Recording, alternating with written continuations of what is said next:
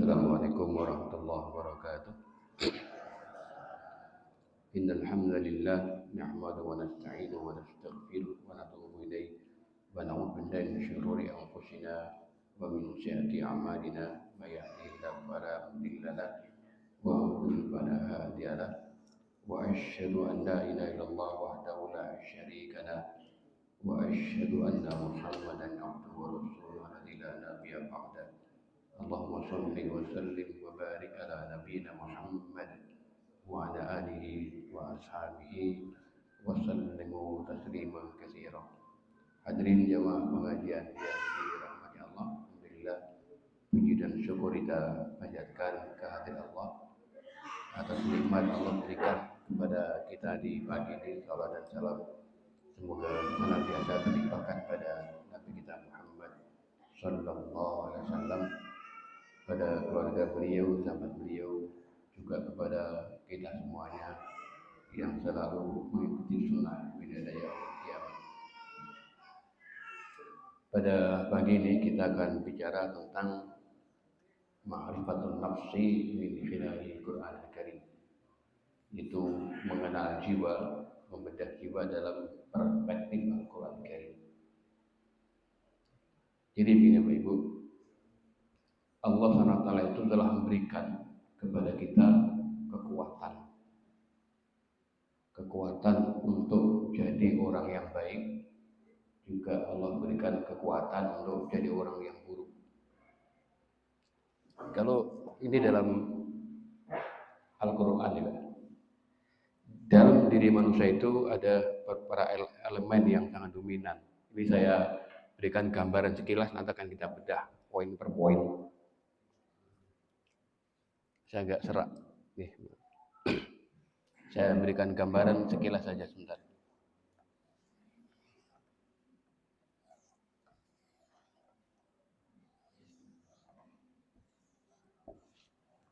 Ini kondisi manusia.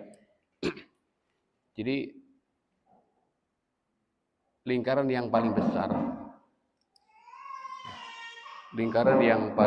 ini yang, mohon maaf ya.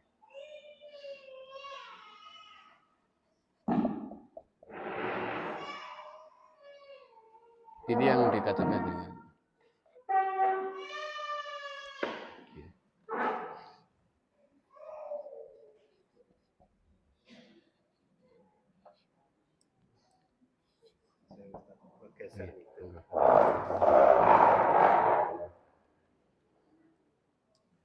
halo.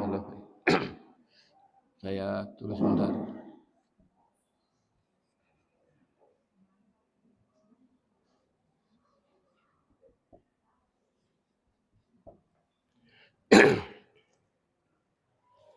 Dalam diri manusia ada 5 elemen yang dibicarakan dalam Al-Quranul Karim. Yang pertama,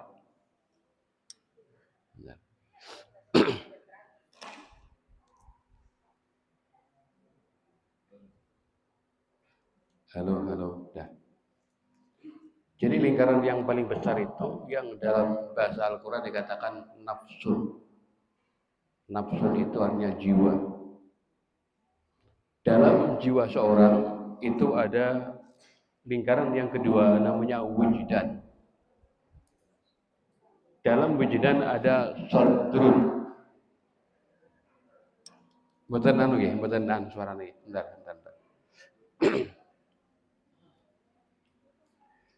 Jadi saya buatkan ini suatu gambaran ya untuk kita memahami. Nanti akan kita bahas apa itu jiwa, apa itu wujudan, apa itu sadrun, apa itu qalbun, apa itu fuadun. Jiwa itu ini Allah berikan kita kekuatan. Miknya kayak apa?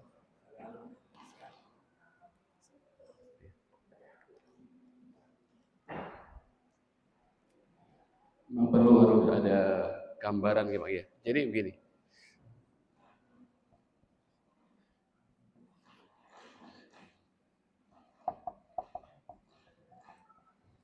Ini kekuatan.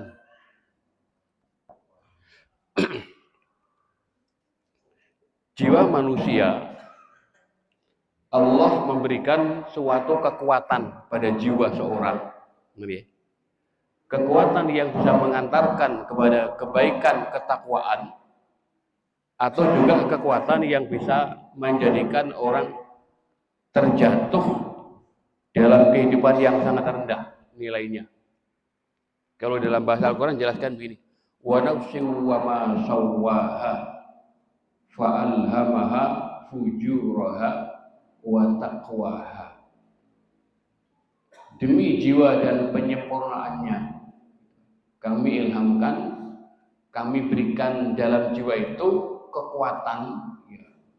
Untuk apa itu? Untuk menjadi fujuraha wa taqwaha. Maka gitu, ketika Allah memberikan kepada jiwa kita dua kekuatan yang sangat dominan itu yang dapat mengendalikan jiwa seorang, maka nanti pada ujung hidupnya, pada akhir perjalanan hidup manusia itu, itulah hasil pilihan yang ia pilih oleh jiwanya dia.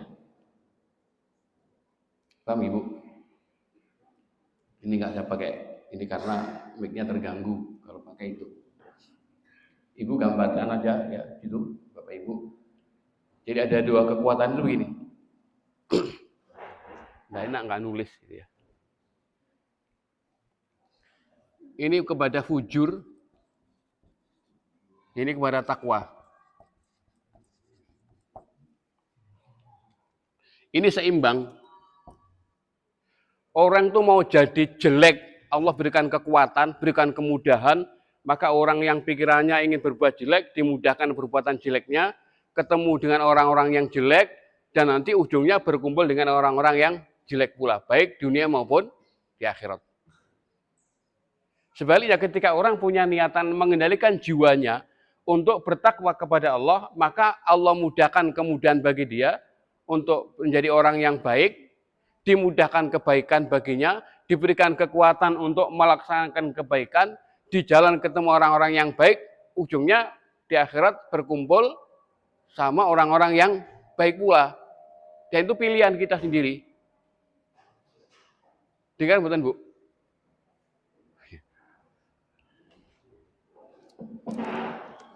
Ini saya bacakan aja dulu, saya bacakan poin per poin. Innallaha tabaraka wa ta'ala qad manahal insan al-idrakul hurrah liyadha' mawdi' al-imtihan wa hadhihi al-iradatul wa'iyah ladaihi waqi'atun baina dawafi al-uluwiyah wa dawafi as-sufliyah. Allah Subhanahu wa taala memberikan kepada manusia itu berupa apa? Iradatul hurrah, kebebasan berkehendak. Allah berikan kita punya kehendak yang bebas. Sekarang jenengan bisa datang ke majelis taklim, bisa punya kekuatan, tapi orang mau tidur di rumah juga bisa. Mau tidurkah, mau ke masjidkah, mau sholat jamaah, mau berbuat amal soleh, mau berbuat jelek pada saat yang sekarang itu, Allah berikan waktu kekuatan yang sama. Kita boleh tidur di rumah, kita boleh ngobrol, kita boleh pegang HP, kita boleh baca Al-Quran, kita boleh duduk di sini mendengarkan kajian-kajian Islam misalkan begitu. Itu kan kehendak itu Allah berikan. Itu yang dikatakan dengan iradatul hurrah, yang dikatakan dengan kebebasan berkehendak. Dan inilah ujian Allah berikan kepada jiwa yang paling dominan masalah ini, kekuatan tadi itu. Kekuatan yang mengantarkan kepada fujur atau kekuatan yang mengantarkan kepada takwa. Ini ditempatkan Allah pada posisi ujian. Faidah tajabat iradatu litalbiyatu dawafi sufliyah, maka ketika orang itu menyambut panggilan-panggilan yang kesana ke fujur itu, ya, maka sungguh ini orang yang dia telah memiliki suatu firasat atau insting atau naluri atau kehendak yang salah. Sebaliknya begitu. Maka apabila dia telah menyambut panggilan jiwanya untuk melaksanakan ketakwaannya kepada Allah SWT itu, maka dia adalah orang yang punya pilihan benar, jiwanya benar, instingnya itu punya naluri yang baik dia, fitrahnya baik. faktor. Jadi faktor yang menjadikan orang itu yang mendorong, jadi faktor pendorong orang itu untuk mengerjakan kebaikan itu Allah jelaskan satu kunci, yaitu apa? Yaitu dengan al-iman bil ghaib. Iman dengan perkara-perkara yang gaib itu adalah faktor yang mendorong orang untuk menjadi orang yang bertakwa. Makanya dalam Islam itu iman kita menyangkut 6 hal gaib semuanya. Iman pada Allah, kita nggak pernah melihat Allah, maha gaib. Iman malaikat, gaib. Iman kepada rasul-rasul yang Allah kirim dahulu, gaib. Iman kepada kitab-kitab Allah turunkan, gaib. Iman kepada qada dan qadar, gaib. Iman kepada hari kiamat juga gaib. Dan orang beriman dituntut oleh Allah untuk mengimani perkara-perkara yang gaib yang sebenarnya itu kan bagi akal kita kan susah menerjemahkan. Kenapa ya kita beriman dengan malaikat? Kita nggak pernah melihat malaikat seperti apa. Tapi Allah gambarkan bagaimana kehidupan malaikat itu. Malaikat adalah makhluk yang paling setia kepada Allah. Malaikat adalah makhluk yang telah membantu manusia. Malaikat adalah makhluk yang dekat sama Allah. Allah berikan kekuatan sangat kuat. Malaikat adalah makhluk yang sangat teratur kerjanya. Malaikat adalah makhluk yang tidak pernah melawan perintah Allah. Malaikat adalah Allah berikan tugas untuk kemakmuran kehidupan manusia di alam semesta ini. Bapak Ibu, mulai dari angin yang berhembus, yang membesarkan janin di kandungan, kemudian yang mengalirkan sungai-sungai, yang telah menurunkan hujan, yang menumbuhkan tumbuh-tumbuhan, biji-bijian, terjadi gempa bumi, terjadi bencana alam, semuanya itu adalah tidak lepas dari tangan-tangan malaikat yang Allah perintahkan untuk memberikan kemakmuran untuk kehidupan manusia. Makanya orang beriman walaupun dia tidak pernah melihat malaikat, karena dia beriman kepada Allah, dia beriman dengan tugas malaikat semacam itu, jadilah jiwanya terkendali. Ada malaikat yang telah mencatat amal perbuatan kita semuanya. Malaikat apa Pak? Sing tugasnya nyatat amal perbuatan, malaikat apa itu? Apa? Itu namanya malaikat kiroman katibin. Dirubah pelajarannya dulu. Malaikatnya namanya kiroman katibin, tugasnya raqibun atidun. Niku sifatnya. Rabb kita adalah Allah, yang kita semua adalah Allah. Allah punya sifat Rahmanun Rahimun, pengasih penyayang. Maka raqibun atidun itu sifat dari malaikat yang namanya kiroman katibin, malaikat yang telah mengawasi dan mencatat amal perbuatan manusia. Lah, orang iman, orang iman itu kalau mau berbuat sesuatu maka pasti akan ingat bahwasanya segala perbuatan yang telah ia lakukan, ia niatkan, ia persepsikan, ia katakan, ia lakukan itu tercatat rapi dan tidak pernah terselip yang dicatat oleh malaikat namanya kiroman katibin. Makanya Bapak Ibu, orang beriman mau nyuri takut dong. Nggak ada orang yang tahu kalau saya curi. Tapi malaikat tahu. Dia kendalikan jiwanya, tidak mau lagi mengambil, tidak mau nipu, dia berbuat jujur, dia sholat, dia puasa Ramadan, walaupun nggak ada orang dia bisa makan, tapi karena merasakan ada malaikat yang telah mengawasinya, yang mencatatnya, yang telah memberikan saksi di depan Allah SWT nanti, maka jiwanya terkendali. Maka jiwa itu satu-satunya cara yang dapat mengendalikan jiwa manusia itu adalah al-iman bil ghaib. Belum lagi kalau kita bicara alam barzakh. Di alam barzakh ketika orang diturunkan di alam kuburnya pada hari yang pertama, begitu ditempatkan di sana, maka malaikat datang menanyakan, dan setiap orang nanti punya pendamping, Pak. Sholatnya, puasanya di atas kepalanya, sedekahnya di sampingnya, amal solehnya di belah telapak kakinya, ada 4 sahabat yang menemani orang di alam barzakh. Kalau amalannya baik berupa orang yang baik pula, kalau orang amalnya jelek maka temannya jelek pula. Maka teman yang telah menemani alam barzakh itulah amal perbuatan yang ia lakukan di dunia. Ini iman kepada gaib. Jadi pengendali juga. Walakin aksarun nas tastajibu iradatuhum lil janibil hayawani fihim, akan tetapi kebanyakan orang itu lebih banyak untuk menyambut iradatul hurrah, kebebasan berkehendak yang Allah berikan kekuatan itu. Dia lebih memilih kehidupan yang merendahkan dirinya sendiri, seperti kehidupan para binatang. Ya kan, Pak? Ya, Pak, makanya apa itu fayakunu kal an'am balum adallu sabila, maka orang ini seperti binatang, bahkan kehidupannya lebih buruk dari binatang. Pak, jenengan punya kambing, zaman kasih rawon dia nggak mau, Pak. Rumput maunya dia. Manusia, Pak, semuanya dimakan. Ya kan? Jadi manusia kalau tidak dikendalikan dengan wahyu, manusia kalau tidak mengendalikan jiwanya, kejahatannya, Pak, luar biasa. Manusia itu sangat jahat manusia. Dia rela membunuh, rela menipu, rela berbuat jahat, rela menelikung di tengah jalan, rela menghanguskan macam-macam, rela merusak alam. Kenapa? Kejahatan ketika jiwa orang tidak dikendalikan dengan iman bil ghaib.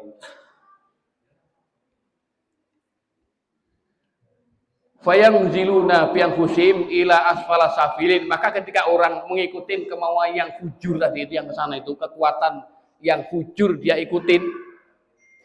Kekuatan yang fujur itu adalah suatu yang didorong oleh perkara yang dapat untuk menikmati fisik saja, badan.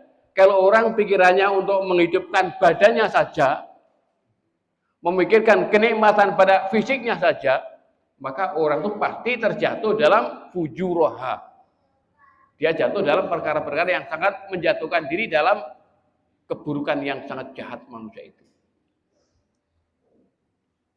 Kal an'am bal hum adallu sabila wa bidzalika yaqtuluna fi zawatihim al-unsur at-takrim alladhi karamahu Allah wa fadalahum ala katsiri min khalqihi. Maka dengan begitu sebenarnya ketika orang ikut yang fujur tadi itu, yang sana itu, kekuatan yang fujur itu, maka Allah maka bahwa bidzalika yaqtuluna fi zawatihim, dia telah membunuh kemuliaan yang Allah berikan padanya. Ngeten, Bu. Ada kenikmatan. Jiwa itu kan punya sifat macam ini banyak ya, dijelaskan di Al-Qur'an itu banyak. Jiwa itu punya sifat apa? Jiwa itu punya sifat al-hawa, punya keinginan, punya kemauan, ada emosional, ada kehendak, ada semangat. Itu dalam jiwa nafsun, ada semangat. Jiwa juga bisa juga, karena ini kekuatan seimbang, jiwa itu bisa bersyukur, juga bisa mengeluh. Maka sering kita lihat ada orang yang banyak mengeluh dalam hidup, ada orang yang banyak mengucapkan alhamdulillah, ada orang pula yang selalu mengatakan kenapa ya Allah kok memberikan saya, kenapa Allah, kenapa begitu. Ada orang yang selalu mensyukuri nikmat Allah berikan padanya. Itu kan jiwa kita sendiri. Bu, apa yang kita rasakan sekarang itu, dengan bahagia atau tidak sekarang, itulah hasil perilaku pilihan jiwa kita selama ini. Bahkan sakit yang kita derita sekarang, Pak, kalau sekarang kita punya penyakit, apapun bentuk penyakit itu, itulah hasil pilihan jiwa yang selama ini telah kita pilih dan telah kita ikutin. Contoh begini, Bu. Ada seorang ibu dalam rumah tangga itu ya hidupnya tertekan. Tidak ada penghormatan, mendapatkan tekanan batin, tidak dihargai, dikhianati, direndahkan martabatnya. Itu kira-kira berpengaruh nggak kepada jiwanya seorang istri? Kalau jiwanya tertekan semacam itu, penyakit mungkin muncul enggak?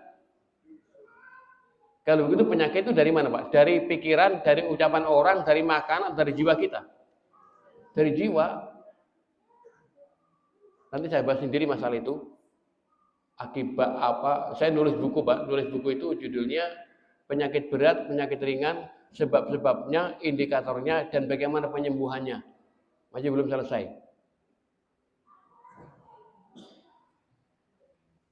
Ini sifat jiwa.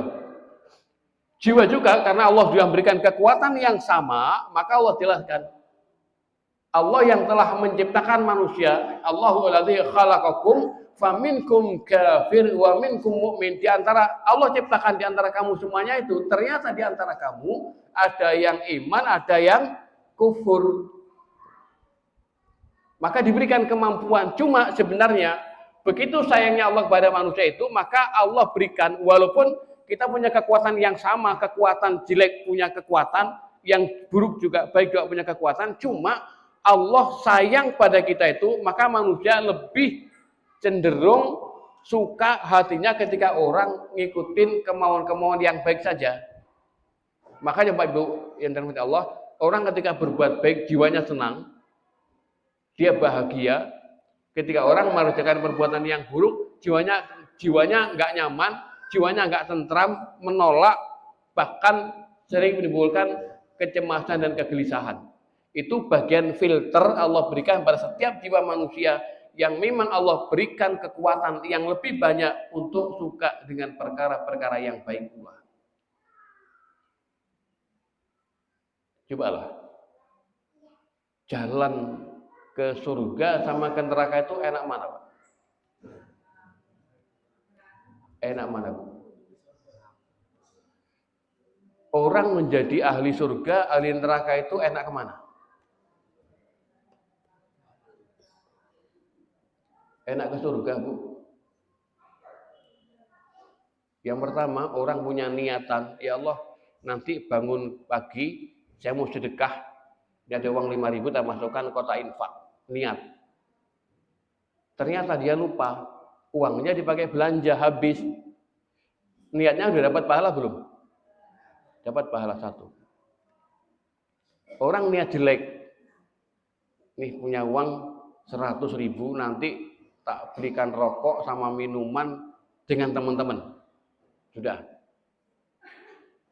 Akhirnya dia juga belum mengerjakan. Ada dosa enggak? Tidak. Orang niat kebaikan, Allah berikan 1 kebaikan. Mengerjakan niat yang ia lakukan kebaikan ini, Allah berikan 1 pahala. Allah berikan 10 kali lipat, bahkan sampai 700 kali lipat.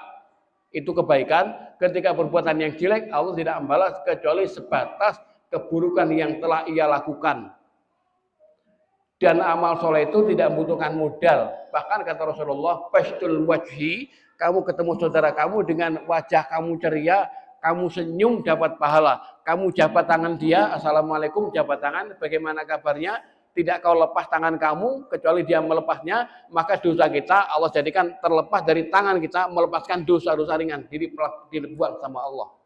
Saya mau niat silaturahmi ke rumah jenengan, rumahnya jauh, kanan kulon enggakkan. Saya naik motor, naik sepeda pancal, sepanjang perjalanan saya dari rumah ke rumah jenengan itu, Allah telah hapus pahala, dibuang di pinggir jalan, di jalan jadi buang. Begitu sampai rumah yang kita tuju, sampai sana kita pulang meninggalkan rumah, maka dosanya yang tuan rumah yang telah menyambut kedatangan kita itu Allah hapus, Allah cabut, dibuang bersama kita pergi meninggalkan rumah beliau. Coba, kurang apa kebaikan Allah berikan?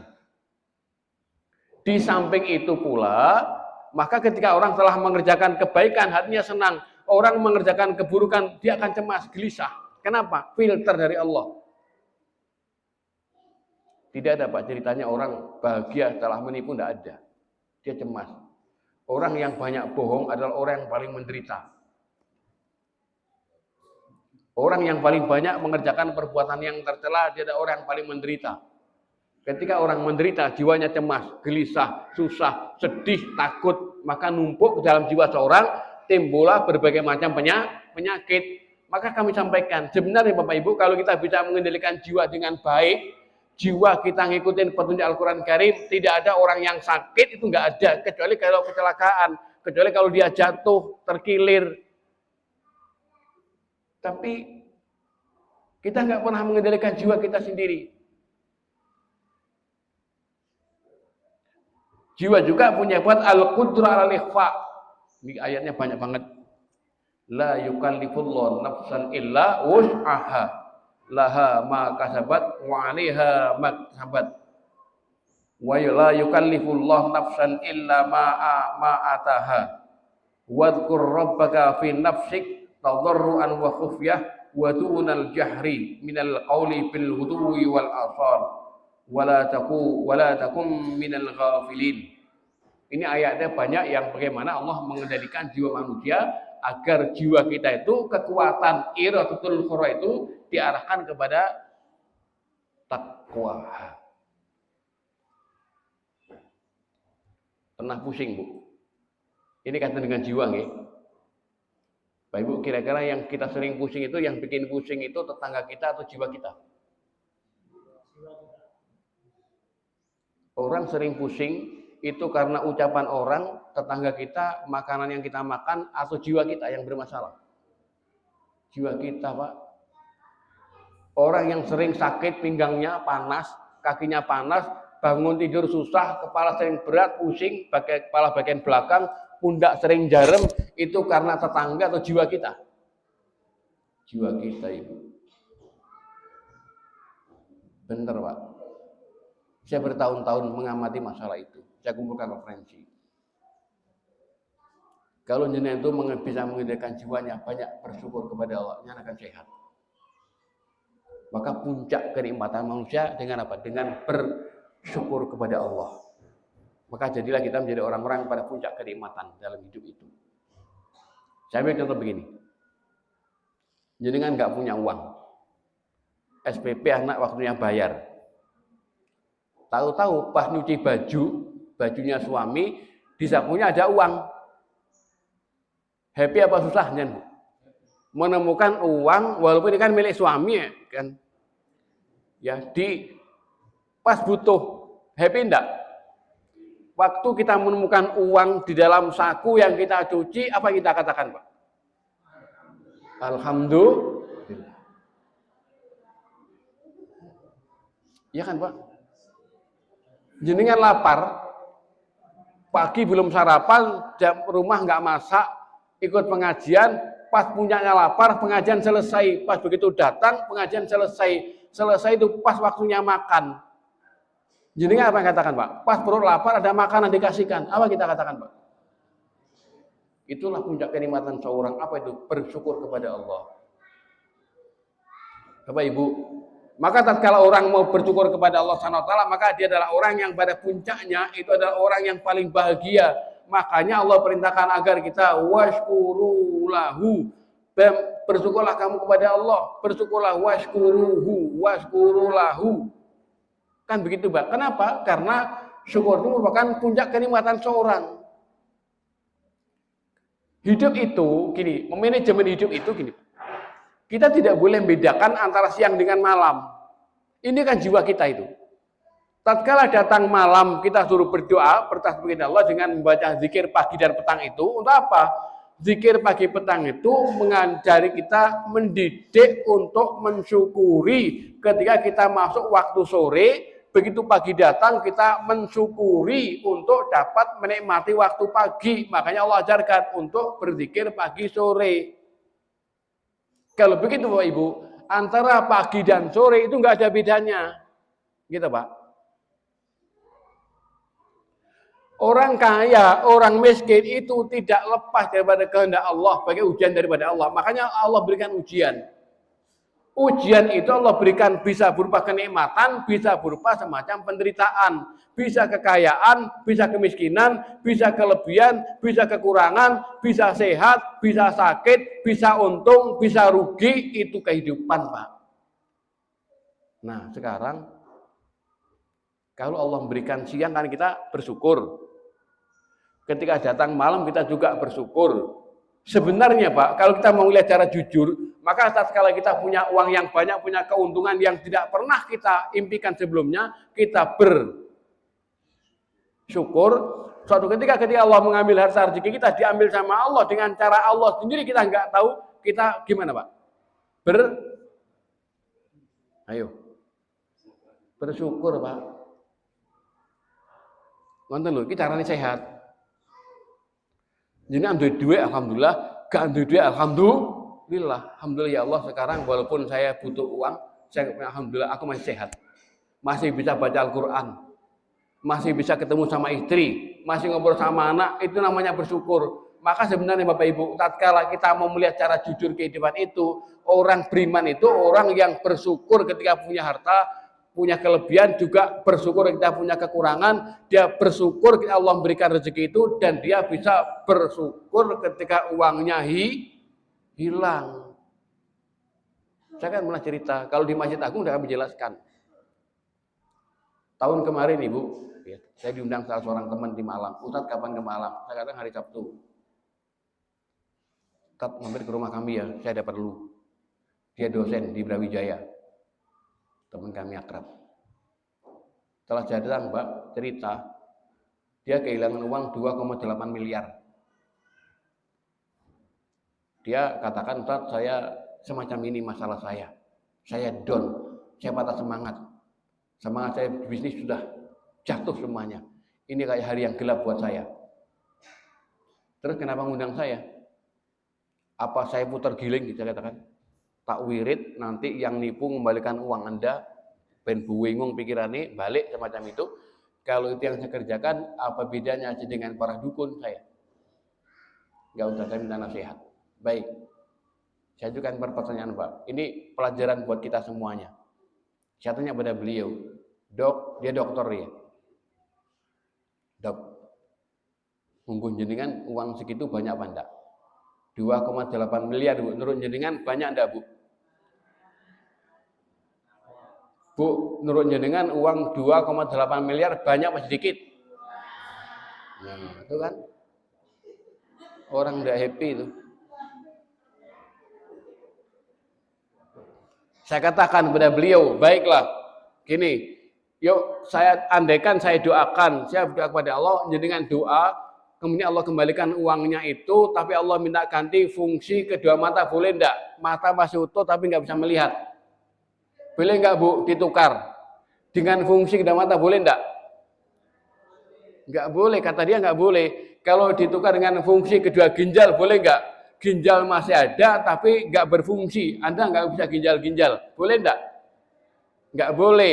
Kedua tangan enggak boleh, kedua kaki enggak boleh, kedua jantung enggak boleh, paru enggak boleh. Di mana banyaknya? Saya katakan. Bukankah Allah berikan jasa kita enggak ternilai harganya? Bahkan uang 2,8 miliar andaikan kita tukar dengan satu ruas jari kita, Pak, kita enggak mau kok. Di mana banyaknya? Kenapa yang ini nggak pernah kita syukurin, cuma dikasih uang begitu hilang kita susah. Satu. Yang kedua tanyakan, Pak, uang yang Allah berikan selama ini dengan yang hilang sekarang banyak mana? Yang Allah berikan selama yang hidup dengan yang sekarang hilang banyak mana? Banyak yang Allah berikan. Bapak Ibu, Allah tidak akan pernah mengambil uang 2,8 miliar kita, Bu, kalau Allah belum berikan 2.800 miliar. Kalau Allah memberikan kepada kita 2.800 miliar, 2,8 triliun Allah berikan, baru Allah mengambil 2,8 M. Yang begitu banyak nggak pernah kita bersyukur, nggak pernah kita bangga, diambilnya mak doang, sedikit kita susah. Ya kan Pak? Yang ketiga saya tanyakan, uang Anda itu hilang, lenyap, musnah, atau disimpan sama yang punya, yaitu Allah. Dia baru menangis, tetesan air mata, saya dipeluk. Ya Allah Pak Ustadz, kenapa pikiranku pendek banget? Ternyata Bapak Ibu, uang Anda tidak hilang. Uang Anda disimpan sama Allah. Allah yang punya, Allah yang menyimpan tabungan yang paling aman. Yakinlah itu harta yang terbaik Anda. Harta yang paling bersih Allah ambil, Allah pilih harta terbaik Anda, Allah simpan. Dan nanti Allah akan kembalikan berlipat-lipat kepada Anda, kepada istri Anda, kepada anak Anda, cucu Anda, Allah berikan berlipat-lipat. Nangis Pak dia. Karena pikiranku pendek. Ya Allah, kenapa enggak bisa berpikir begitu ya? Enggak bisa objektif saya. Kehilangan duit 2,8 itu susah. Pak, saya katakan pada teman saya, jenengan kehilangan 2,8 miliar susah. Saya andaikan kehilangan 10 triliun, belas enggak susah saya. Ngapain susah? Itu loh, ujute duit sakmono belum tahu Pak saya.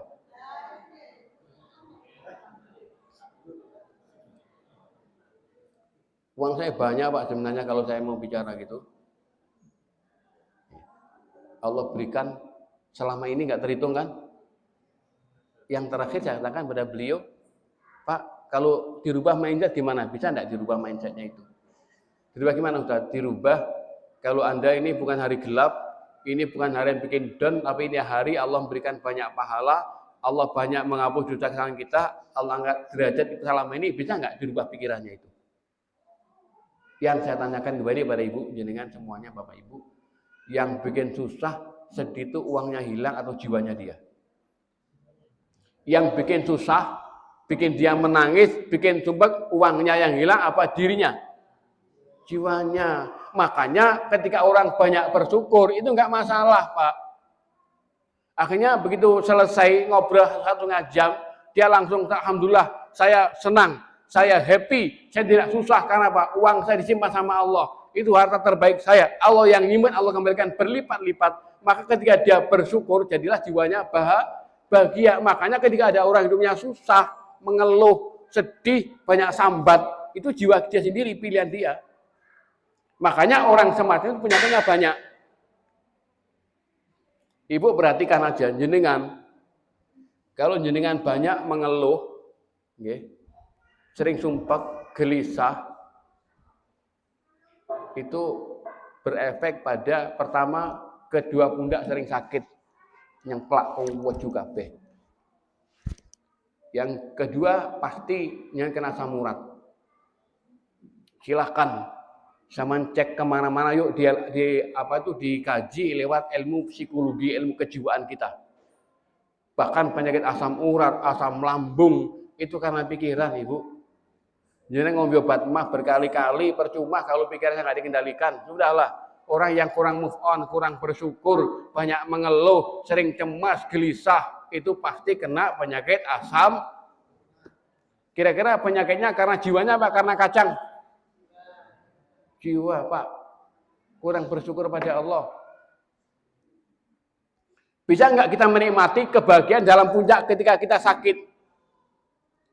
Orang yang sakit, apa kata Allah? Fa'idha maritu fahuwa yashfin. Jika aku sakit, Allah yang telah menyembuhkan. Suatu ketika Abu Hurairah sakit, Pak. Perutnya sakit banget, badannya sakit. Dia ke masjid lebih awal. Duduk di masjid berzikir, doa kepada Allah. Rasulullah datang, ditanya oleh Rasulullah, ya Abu Hurairah, kok kamu tumben awal banget di masjid? Apa kata ya Rasul, aku sakit yang sangat amat. Sakit yang sangat amat menurut saya. Ini para sahabat, Bu, kalau dia sakit kemana larinya, Pak? Ke masjid. Berzikir kepada Allah. Allah penyembuh. Fahuwa yashfin. Nabi katakan, apa kata Nabi? Kum fasolli fa inna fi sholat syifa. Bangun sholatlah, karena dalam sholat ada kesembuhan. Bapak Ibu, mohon maaf. Muhammadiyah punya rumah sakit. Bukan saya yang gembosi, bukan. Sama ngomong Muhammadiyah, ojo mlebu rumah sakit. Sing mlebu wong liya ae. Gitu loh. Rumah sakit milik kita itu menyediakan orang lain. Lah kita jangan. Kenapa? Kita orang bahagia kok. Kita orang punya manajemen hati kok. Kita punya Allah. Kita bisa mengendalikan nafsu jiwa kita, kan Allah kita kendalikan sendiri. Kita bisa, ketika kita punya kehilangan uang, kita bisa bersyukur kepada Allah, kita juga bisa lapor kepada kepolisian, Pak, saya kehilangan sapi, lapor ke sana kemari, cari ke sana kemari. Bisa kita kerjakan. Diam juga bisa. Ya Allah, telah banyak memberikan harta kepadaku, ya Allah. Sekarang hartaku yang ini aku cintai telah kau ambil. Ya Allah, aku bersyukur kau telah mengambil harta terbaikku dan akan kau kembalikan kepadaku dengan yang lebih banyak lagi. Enak nggak badannya? Nyaman, Bu. Tapi lek sampean kelangan duit, lapor sana, konco dilaporin, tetangga dikasih tahu, teman dikangkat kelangan duit di masjid. Bapak Ibu ingat, Pak, penghinaan yang luar biasa, Pak. Ini strategi misionaris. Jadi mereka itu banyak, Pak. Mereka non-Islam masuk masjid. Orang kalau masuk masjid, Pak, kok bawa sandale diteletas digoreng masjid, penghinaan yang luar biasa. Itu misi mereka, seolah masjid tempat kehilangan barang. Zaman ke masjid, sandalnya hilang, sedih enggak? Sandalnya baru, ke masjid, subuhan hilang. Jenengan senang apa sedih? Senang boleh, sedih boleh. Tapi ketika orang pikiran jiwanya baik, ya Allah aku punya sandal yang baik. Masih banyak orang yang butuh, ya Allah diambil sama orang. Ya Allah saya ikhlaskan dia. Biar dipakai karena dia butuh. Dan aku yakin kau pasti mengganti, ya Allah. Jiwanya tenang. Tidak gelisah. Tidak, akhirnya ke masjid nggak usah. Oke ke masjid. Bolak-balik sandal hilang. Itu kan jiwa kita sendiri sebenarnya Pak Ibu. Kita bisa bersyukur kok ketika Allah memberikan sesuatu kita bersyukur. Sama juga ketika malam kita senyum, maka ketika pagi pun kita tersenyum. Ketika kita sehat kita senyum, ketika sakit kita senyum. Kenapa sakit senyum? Karena sakit itu cara Allah yang terbaik untuk angkat derajat dan Allah memberikan imunisasi yang lebih tangguh dari penyakit yang lebih berat.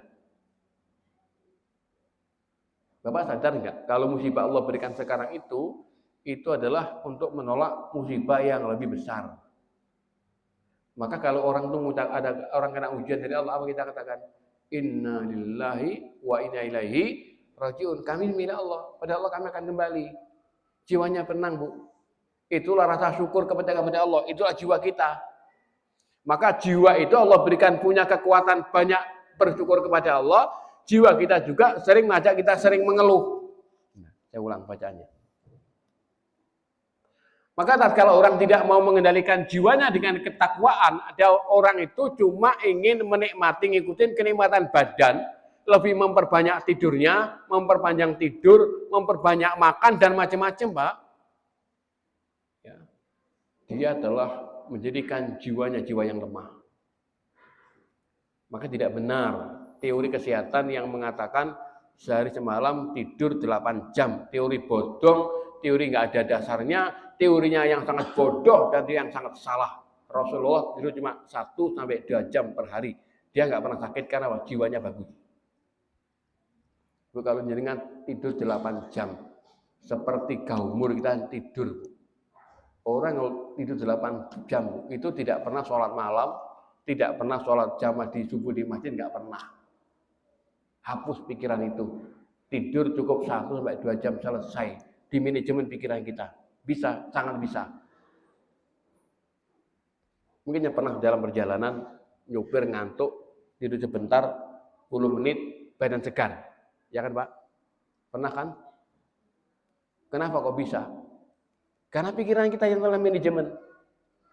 Tapi kalau kita punya pikiran tidur cuma 10 menit kurang, maka akan kurang terus. Maka ketika jiwa kita telah mengendalikan tidurku 1 jam sudah selesai, aku tidur setengah jam sama dengan orang tidur 3 jam. Kalau kita tata pikiran begitu Ibu, mohon maaf. 1 jam cukup Pak sehari semalam tidur itu. Enggak perlu berjam-jam. Sakit enggak, pusing enggak. Yang bikin pusing kan pikiran kita aja sebenarnya itu.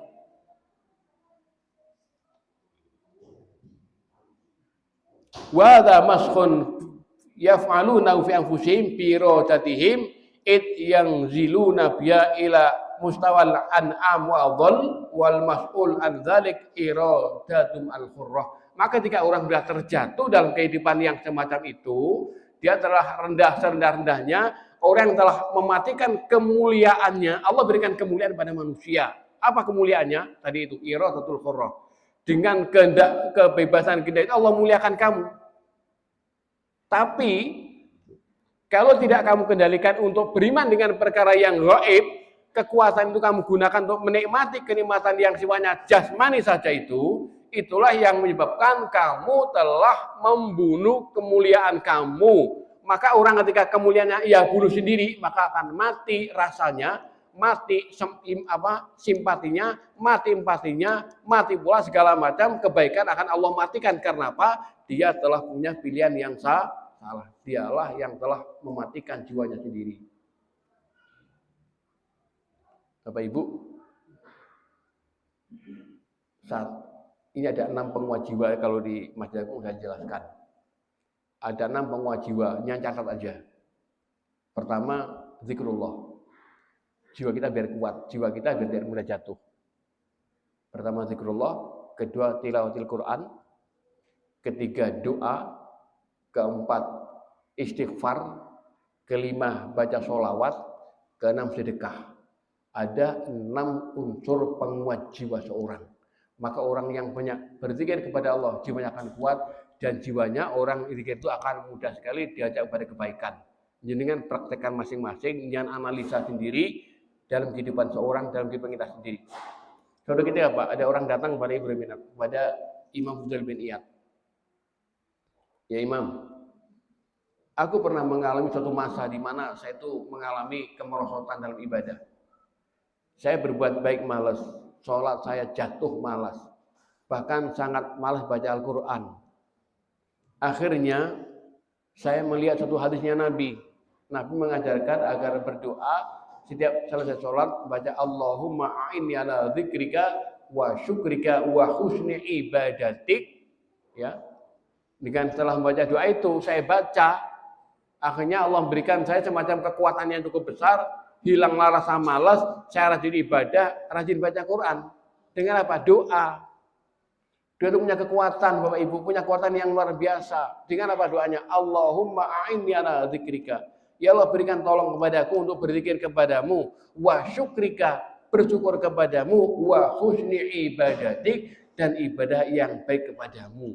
Doa Nabi, setelah saya baca doa itu, saya ada perubahan. Akhirnya doa ini saya jadikan bola mata saya baca tiap hari, sehingga dia menjadi seorang ulama besar. Kenapa? Zikrullah, penguat jiwa. Ya, kedua tilawah, ketika doa, keempat istighfar, kelima sholawat, keenam sedekah. Dengan syarat dipraktekkan Bapak Ibu. Yang paling kuat adalah tilawatil Quran. Bapak Ibu, kami melihat ini kita kan lemah dengan Al-Quran Karim. Baca Quran ini beratnya kayak kita suruh memindah gunung. Bahkan banyak orang-orang yang tidak bangga ketika baca Al-Quran. Ketika membaca Al-Quran tidak bangga. Padahal kita orang baca Al-Quran itu ada kebutuhan jiwa dia. Maka jiwa manusia itu semuanya butuh dengan 6 perkara tadi itu. Jiwa kita butuh zikrullah. Jiwa kita butuh tilawatil Quran. Jiwa kita butuh dengan istighfar. Jiwa kita butuh dengan doa, jiwa kita butuh dengan sholawat, membaca sholawat benar Nabi. Sedekah juga kita butuhkan. Makanya orang yang telah mengerjakan 6 perkara itu telah menguatkan jiwanya. Jiwanya suplemen yang cukup tiap hari. Makanya dia mudah bangun pagi, mudah menolong orang, mudah sedekah, mudah melangkahkan kakinya ke tempat kebaikan, mudah menggerakkan tangannya dalam kebajikan. Saya lihat di berbagai masjid. Saya Indonesia. Bukan cuma di sini aja Pak. Kami di Manado. Saya sering ke Manado, ke Mobagu, ke Gorontalo, ke Pari-Pari, ke Ujung Pandang, sampai sekarang.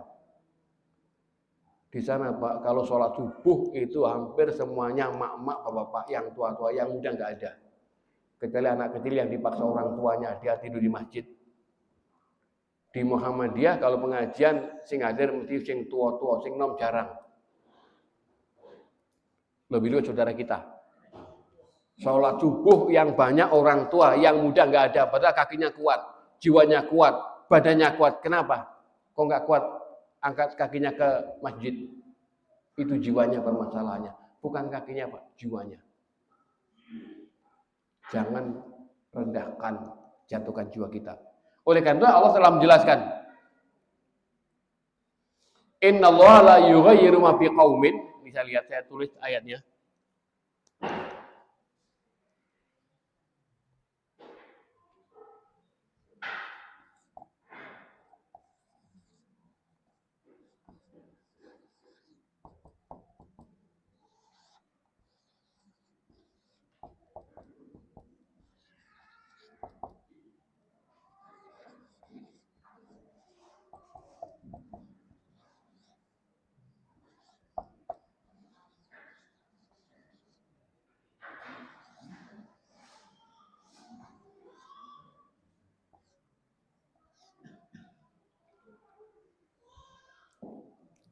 Jatuh Bu.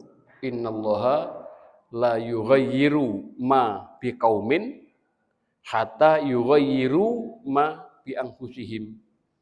Allah itu tidak merubah ma suatu kaum kan. Innallaha la yughayyiru, Allah enggak merubah ma suatu kaum hatta sampai yughayyiru, mereka merubah ma bi anfusihim. Artinya apa artinya, Bu? Allah tidak merubah ma suatu kaum sampai kaum itulah yang telah merubah ma mereka, ma-nya sendiri. Ma itu apa? Ma itu nikmat. Allah jelaskan ayat yang lain begini. Dzalika bi anna Allah lam yakum mughayyiran ni'matan an'amaha. Yang demikian itu Allah tidak merubah nikmat Allah berikan kepada suatu kaum itu, ala qaumin hatta yughayyiru ma bi anfusihim, sampai kaum itulah yang telah merubah nikmat Allah berikan pada mereka. Ngeten nggih? Jadi Allah tidak merubah ma seorang kecuali mereka yang telah merubah ma sendiri. Artinya apa? Allah tidak merubah nikmat Allah berikan pada seorang sehingga orang itulah mereka lah yang telah merubah sendiri. Jenengan lahir sehat, ketika masih muda sehat. Tapi kenapa banyak orang belum sampai tua kok sakit? Pak, sehat itu nikmat apa enggak? Sehat itu nikmat. Kalau begitu Pak, kita lihat sakit itu karena apa? Karena kita merubah apa? Karena penyakit makanan tadi itu. Kita yang berubah nikmat, Pak. Allah kita kan kaum Sabak. Negeri Sabak negeri yang sangat makmur, negeri yang luar biasa kemakmurannya itu, bahkan buah-buahan itu manis semuanya. Orang kalau makan buah Pak enggak repot manjat, enggak, langsung tempatnya, keranjangnya diginikan aja pada jatuh. Buah-buahan diambil begini, Bu. Enggak usah jinjit-jinjit, enggak. Jadi jatuh sendiri, Bu. Hujannya makmur. Ada 6 bendungan besar kota Sabak. Sabak itu di Yaman. Negeri Sabak. Penguasanya terakhir Ratu Balqis. Itu ada 6 bendungan besar. Karena mereka yang pada mulanya iman kepada Allah, ketika jiwa mereka terkendalikan dengan takwa mereka kepada Allah, itu Allah berikan kemakmuran. Tapi ketika mereka telah merubah kehidupan dia menyembah selain Allah, perbuatan curang ia kembangkan, berdusta didukung, kebohongan didukung merajalela, riba menyebar di mana-mana, maka Allah rubah. Karena mereka sendirilah yang telah merubah nikmat Allah. Allah nggak pernah merubah nikmat Allah berikan. Kenapa? Mereka telah merubah nikmat Allah. Jadilah menjadi tumbuhannya jadi besar. Banyak tumbuhan yang pahit. Kalau banjir, kalau hujan jadi banjir. Bahkan bendungan yang sangat kokoh di Sabah itu ada 6 bendungan, Pak. Itu Allah kirim makhluk namanya cuyu. Tahu cuyu, Pak? Yuyu. Kalau di Malang yuyu. Yuyu itu sekian banyak, itu wedok kabeh. Ya. Kalau lanang lele. Kalau lele itu lanang semuanya. Allah kirim cuyu, Pak. Bendungan yang kokoh itu, Pak, dikerikitin satu persatu. Bikin lubang sampai hancur. Maka terjadi banjir besar yang Al-Quran telah menjelaskan Sailul Aram. Banjir bandang terbesar yang menghancurkan kota Sabak dimulai dari keingkaran mereka kepada Allah. Bu, negeri kita itu negeri makmur. Jangan tak jelaskan, tak kasih bocoran dikit aja yang saya tahu. Kita itu negeri terkaya di dunia Indonesia, Pak. Pulau Jawa terutama. Orang yang terkaya dunia orang Jawa. Bill Gates nggak ada apa-apanya, Pak. Bill Gates itu nggak ada apa-apanya. Orang Jawa itu orang raja-raja itu orang kaya banget. Dulu, coba kalau yang mulai sejarah, tahun 1812 terjadi perampokan besar-besaran. Itu di masa Sultan Hamengkubuwono II, Raden Mas Sundoro. Ya, dia itu orangnya anti Belanda, anti VOC, berulang kali dijatuhkan, diturunkan, diangkat lagi, begitu dia turunkan, berontak lagi masyarakat, diangkat lagi jadi sultan lagi. Begitu tetap nggak menentang, turunkan lagi dengan Belanda, dipaksa turun. Akhirnya Belanda menggandeng Inggris, Perancis. Pada tahun 1812 terjadilah perampokan, Sultan Jogja dirampok, diambil emasnya 15 ton emas diambil. Zaman semua dulu. Kejahatan merajalela 1815 terjadilah peristiwa dunia, yaitu meletusnya Gunung Tambora. Ingat Bapak Ibu? Ingat Pak? Gunung Tambora meletus. Tambora meletus itu kelutannya cukup besar Pak. Ini letusan yang paling besar di dunia, letusan yang telah menghentikan Napoleon Bonaparte. Letusan yang telah menghentikan kegiatan aksi di barat. Bahkan ada satu buku kecil, ada buku Pak, yang lihat ada di itu ada, yang beli buku namanya One Year Without Sun. 1 tahun tanpa matahari, itu letusan Gunung Tambora. Di kota di barat sama di Perancis, Inggris, di mana-mana itu negara barat akhirnya sungainya beku, orang buang kotoran di mana-mana, kena wabah penyakit di mana-mana Pak, kena kolera macam-macam, banyak orang yang mati. Kenapa? Allah menyelamatkan Indonesia dengan meletuskan Gunung Tambora waktu itu. Zaman semono 15 ton. Dan sekarang keluarga Jogja menuntut mengembalikan dan digugat, dan negara barat akan mengembalikan emas 15 ton. Dia itu masih banyak. Jadi kita negeri paling kaya. Kaya Pak. Kaya banget sudahlah. Saya nggak cerita, tapi kaya banget. Jadi dunia itu yang bangun orang Jawa, Raja Jawa lah yang bangun PBB. Adanya Jerman maju itu dari uangnya orang Jawa. Adanya PBB ada orang Jawa. World Bank itu karena ada orang Jawa. Duitnya Raja Jawa semuanya. Cuma nggak ceritakan di muka umum. Udah, cukup itu aja ceritanya. Kenapa? Ketika Allah memberikan kemakmuran begitu, kenapa berubah? Yang merubah itu jiwa manusia apa Allah yang telah merubahnya? Jiwa kita. Maka ketika Allah jadikan kita, Allah hinakan seorang itu karena perbuatan jiwa dia, maka hasil perbuatan jiwa orang yang bertahun-tahun itulah, itu yang ia rasakan sekarang. Maka yang kita rasakan sekarang itu adalah hasil dari apa yang telah kita pikirkan, kita ucapkan, kita persepsikan, dan kita lakukan. Efeknya apa? Sekarang yang telah kita rasakan dalam kehidupan kita sendiri. Makanya Allah jelaskan begitu. Allah tuh nggak merubah nikmat loh. Yang merubah kamu sendiri loh sebenarnya. Kamu itu tetap kaya loh, kamu tetap makmur loh, kamu tetap Allah berikan kecukupan loh. Tapi kamulah yang telah merubah. Kamu telah menyembah selain Allah. Sekarang kamu besarkan segala sesuatu yang telah menyembah selain Allah, kamu besar-besarkan. Kamu dukung, itu menyebabkan nikmat Allah cabut daripada orang yang telah menyekutukan Allah. Islam tidak melarang budaya, Ibu, Bapak. Ini Muhammadiyah harus punya ketegasan, harus punya keberanian menjelaskan kepada masyarakat tentang pentingnya budaya yang tidak merusak moral. Jangan jadikan budaya alasan kita menyekutukan Allah. Jangan jadikan budaya kita menjadi orang yang tercela. Jangan jadikan budaya menjadikan kita dihinakan sama Allah. Jangan. Islam tidak melarang budaya, silakan. Cuma ada beberapa ketentuan. Yang pertama, budaya berkembang silakan, tapi jangan menyekutukan Allah. Budaya silakan berkembang, jangan merusak moral. Jangan budaya silakan, jangan berbuat dosa kepada Allah. Budaya silakan, jangan merusak badanmu, jangan kau rusak. Itu kan kaidah-kaidah dalam Islam. Sekarang kalau orang datang ke tempat alasan budaya menyekutukan Allah, itu benar apa enggak? Itulah yang telah menyebabkan murka Allah. Ketika Allah berikan nikmat, kamu telah menyekutukan Allah untuk menyembah setan, itu musuh-musuh Allah SWT. Itu Bapak Ibu, pentingnya kita belajar tauhid. Coba yang lihat dalam pilar peradaban Islam, itu pilar yang utama, yaitu pilar tauhidullah. Dulu zaman Islam itu berkembang, peradaban yang cukup tinggi di kota Nizamiyah, di Baghdad, di Uzbekistan, di kota Bukhara, di Spanyol, Masjid Cordoba, Spanyol, kemudian di daerah Rusia, di Iran, di Irak, di Afgan, di Pakistan, di negeri Sabah, alhamdulillah dulu banyak punya peradaban. Afrika juga punya peradaban. Ketika Islam datang, peradabannya kan begitu. Jadilah mereka punya peradaban yang sampai sekarang diabadikan.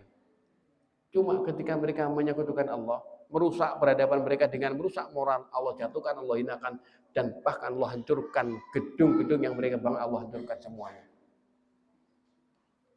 Itulah kenapa hari kiamat nanti Allah jelaskan dalam surat Ibrahim ayat 14. Nih, coba lihat. Wa qala syaitanu lamma qudiyal amru innallaha wa'adakum wa'dal haq.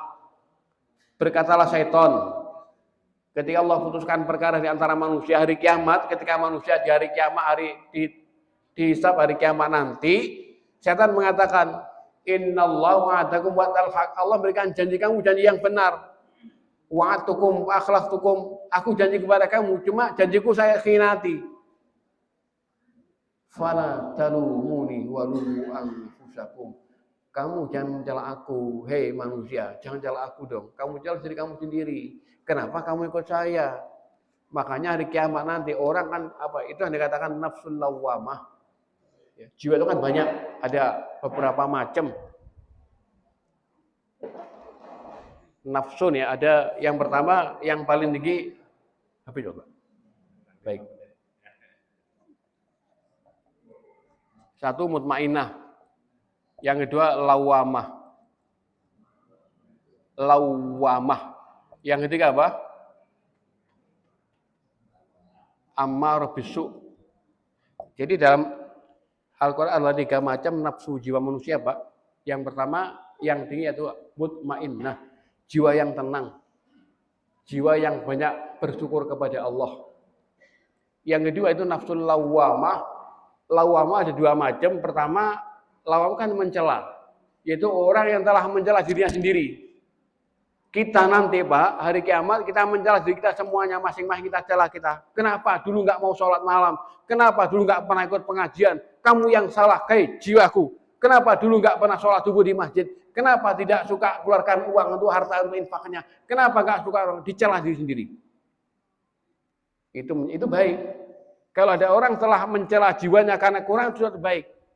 Ini lawamah yang pertama. Yang kedua, yang tercela siapa? Allah yang mencela itu. Yang ketiga, yang paling jelek itu adalah nafsu, yaitu ammar bisu, yaitu nafsu yang mengajak pada perbuatan yang jelek dan jelek saja. Yaitu orang yang cuma ingin menikmati kenikmatan yang sifatnya bersifat badan saja. Maka ini berpengaruh. Maka ketika jiwa orang itu diisi dengan perkara-perkara yang tidak menyenangkan atau perkara yang menyenangkan juga, itu berimbas pada pola hidupnya, juga berimbas pada jiwanya. Maka orang harus menjaga 3 keseimbangan. Seimbang pikiran, ya pikirannya. Kedua, seimbang pola makannya. Seimbang apa? Pola pikir, pola makan, dan seimbang zikirnya. Kalau orang itu menyeimbangkan antara zikrullah, ubudiyah dia kepada Allah, menyeimbangkan dengan pola pikirnya itu seimbang antara syukur dengan marahnya, dengan diseimbangkan, pola makan diseimbangkan, orang itu sehat, Pak. Tapi kita nggak menjaga 3 keseimbangan, tidak pernah kita jaga. Pikiran kita tidak kita seimbangkan, kita banyak mengeluh, bersyukurnya kurang, kita banyak sambat, masih banyak hal yang tidak kebaikan kita tinggalkan. Pikiran-pikiran itu merusak, jadilah berbagai macam penyakit yang telah menimpa kita sekarang. Yang kita rasakan sekarang adalah hasil efek dari pola pikir dan jiwa kita selama ini. Bagaimana penyembuhannya? Kembalikan jiwa dengan yang benar. Saya kira begitu Bapak yang kami sampaikan. Saya kasih ada waktu dialog 1 atau 2 orang. Silakan kalau mau tanya, monggo silakan. Pak, monggo Pak, mau tanya, ini masih mukadimah Pak. Saya masih bicarakan masalah nafsu ini belum tuntas karena ininya nggak enak. Ini majunya nggak enak saya. Nanti kita akan bicarakan sodrun. Apa sodrun itu? Allah ini jelaskan banyak. Allah ya'lamu fi sudur, yang dalam dada kamu.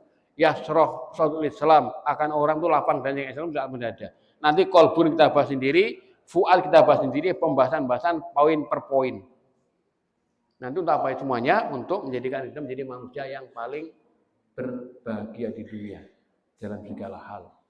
Bapak Ibu yang mau tanya dipersilahkan. Tanya penyakit boleh, tanya jiwa boleh, tanya akidah juga boleh, tanya fikih juga boleh, silakan. Wallahu a'lam. Monggo silakan. Ya.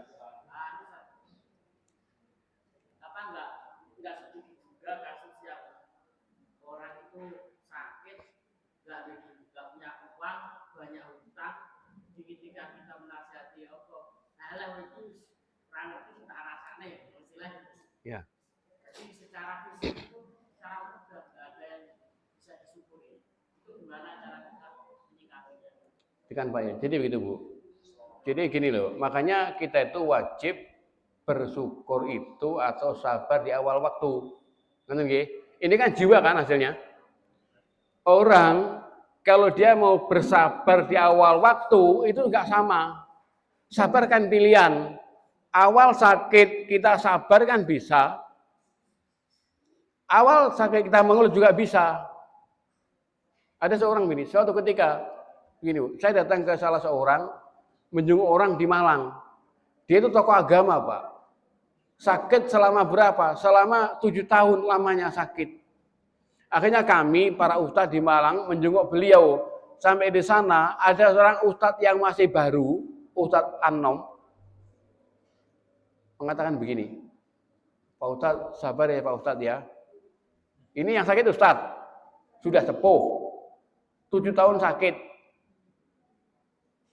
Ustadz Anom datang, Ustadz sabar ya, Allah memberikan pahala banyak, bla bla bla, kebaikan semacam ini. Apa kata dia?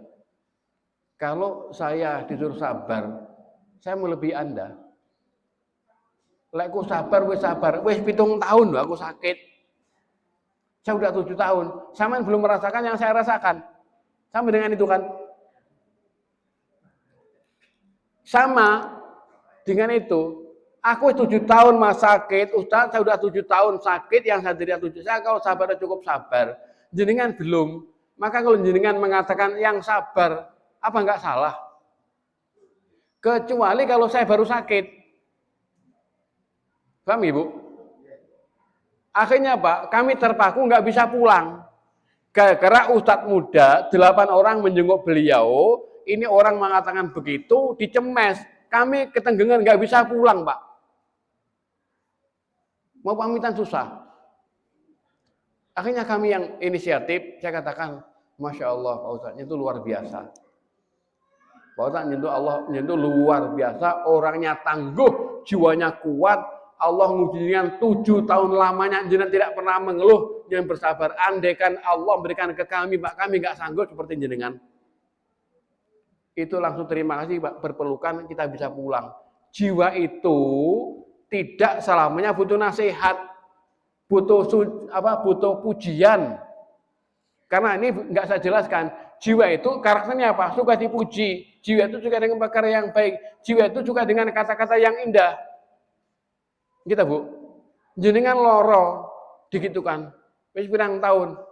Rong tahun. Bojoku wis 8 tahun loro. Sakit enggak jenengan? Padahal dia itu benar. Makanya Bapak Ibu, ketika kita jenguk orang sakit itu jangan dikatakan sabar, jangan. Sabar nggih, Pak. Punto pahalane bertumpuk-tumpuk jenengan. Lek sabar gue sabar, Mas. Aku 7 tahun loh. Saman kan enggak sakit seperti aku. Saya katakan apa? Pujilah dia. Masya Allah, luar biasa Pak jenengan. Lah, gitu caranya. Cara menyembuhkan orang yang sakitnya parah, puji dia. Untuk apa? Membangkitkan jiwa dia, punya rasa syukur, ketika jiwanya bangkit, senang, itu mengurangi penyakitnya. Maka kalau ada orang nanti dikasih tahu datang juga begitu, Pak jenengan luar biasa Bu. Kulo andaikan nguji, saya tuh nggak kuat. Jenengan luar biasa, jenengan hebat, jenengan tangguh, jiwanya kuat, sakit begitu tangguh jenengan. Tetap bersabar, jiwanya bangkit Pak.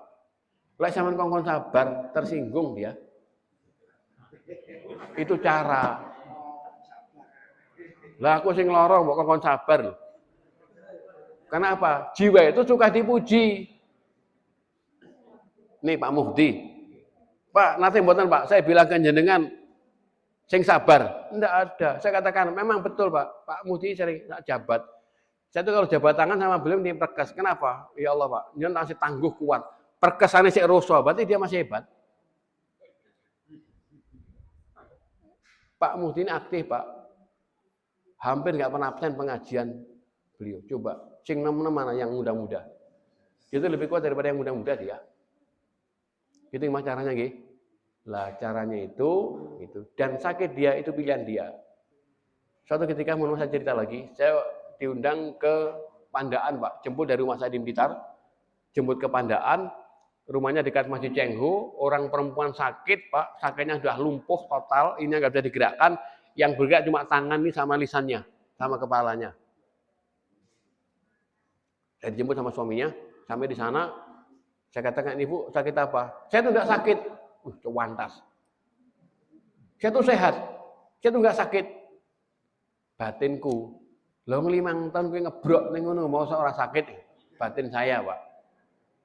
Akhirnya saya gini kan, pada ibu tadi itu, ibu saya lihat, Pak, itu obatnya itu 16 kalau nggak 15 macam.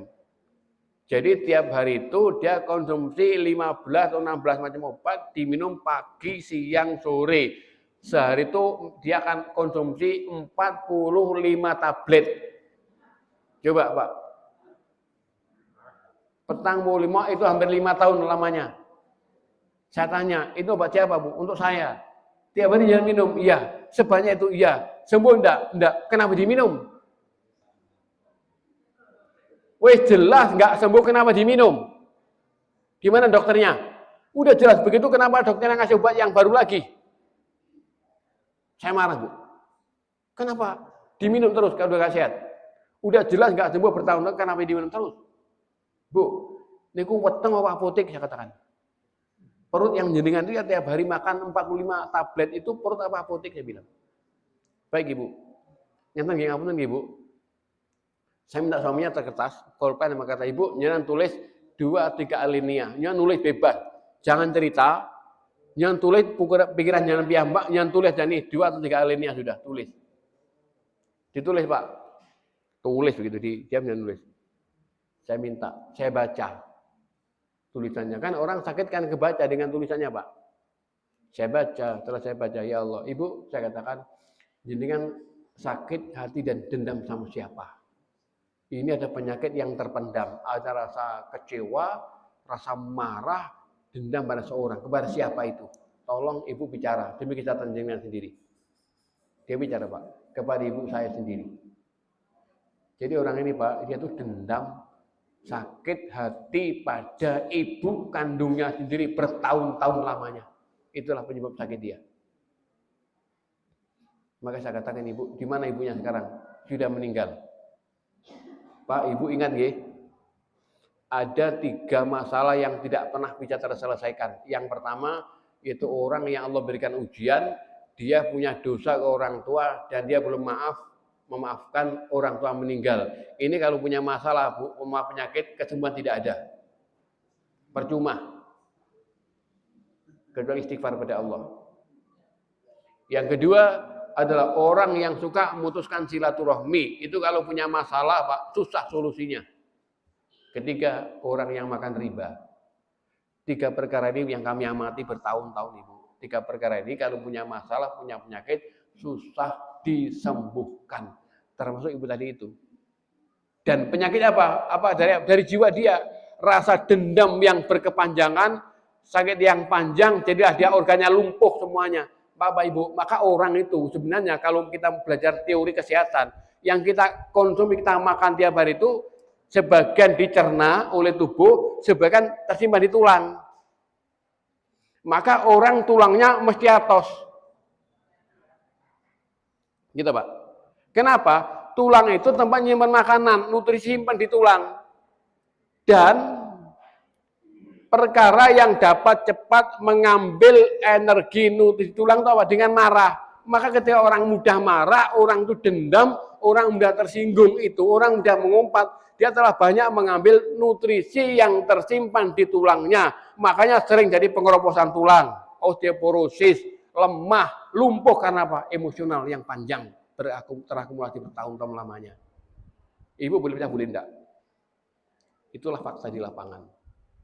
Maka kalau jenengan mudah tersinggung, mudah marah, kena penyakit osteoporosis, stroke, hipertensi dan macam-macam. Saya sampaikan di pengajian Masjid Agung, berkali-kali kami sampaikan, sakit itu pilihan kita Bapak Ibu, silahkan pilih sakit, cuma jangan milih stroke. Saya katakan kan? Sakit boleh silahkan dipilih, cuma jangan milih stroke. Sakit pilihan kita loh, Bu. Orang kalau mudah tersinggung bertahun-tahun terakumulasi, stroke Pak nanti. Itu penyakit yang ia pilih sendiri.